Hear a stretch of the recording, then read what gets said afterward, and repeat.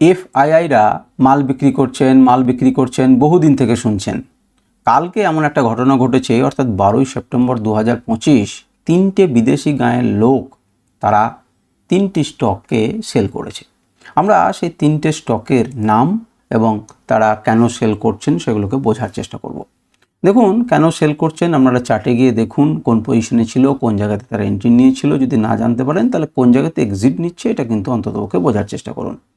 বিদেশি গায়ের এই ভদ্রলোকেদের উপরে আমাদের কিন্তু প্রভাব আছে, একবারে নেই সেটা কিন্তু বলতে পারবেন না।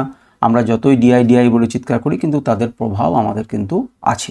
তো প্রথম যেটা হচ্ছে সেটা হচ্ছে Barca global master fund LP.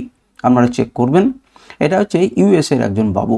তো তারা কি করলেন না, তারা পিই অ্যানালিটিক্স ইন্ডিয়া লিমিটেড বলে একটি স্টককে প্রায় 4,89,000 স্টক কিন্তু বিক্রি করে দিলেন 175 টাকা রেটে। দামটাকে মার্ক করবেন, কোম্পানিটি গিয়ে শেয়ার মার্কেটে দেখবেন, চার্টে দেখবেন এবং লেভেল ড্র করবেন এবং দেখবেন যে তার উপরে কী হচ্ছে। কোনো সেল এবং বাই রেকমেন্ডেশন নয়, কারণ তারপরেই যে সমস্ত কিছু ঘটবে, এই স্টক নিচে চলে যাবে বা উপরে চলে যাবে এমন কোনো গ্যারেন্টি কিছু নেই।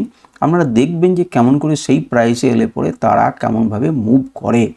দ্বিতীয় নাম্বার একজন বাবু, তিনি এবার সিঙ্গাপুরের বাবু। তো সেই তার নামটাকে শুনুন, long thrive capital VCC trend view capital fund.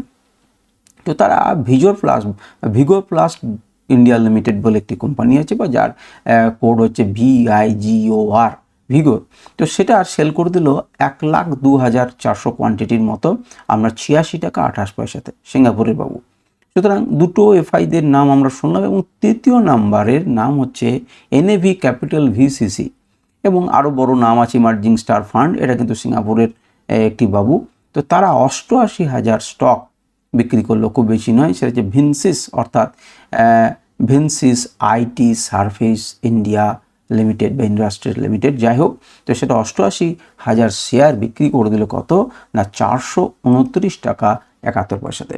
আর রিলটা শেষ করার পরে চার্টে চলে যান, তিনটে স্টককে লাগান এবং প্রাইসগুলোকে নোট করে রাখুন এবং দেখুন যে ভবিষ্যতে এর উপরে কেমন ধরনের মুভ করছে এবং নিজেরা অ্যানালাইসিস করুন।